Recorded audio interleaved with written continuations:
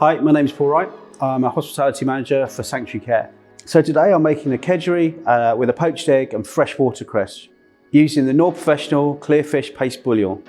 This bouillon was right for this dish, basically because it gives a really nice flavour. It's really easy to use and it's really consistent.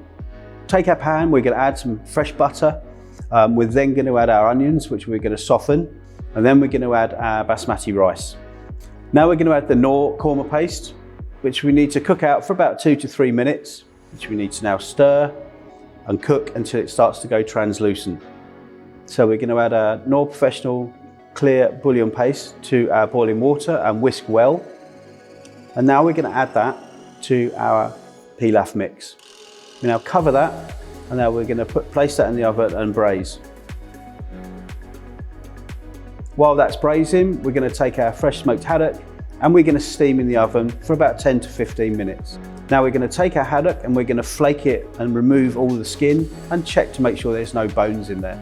So now the rice is cooked, we're now going to place the flaked haddock, stir it through gently, and then we're going to serve that with a lovely reheated poached egg. And to top the dish, we're going to use fresh watercress, which is a future 50 ingredient. And there you have it, Kedgeree, fresh poached egg and watercress.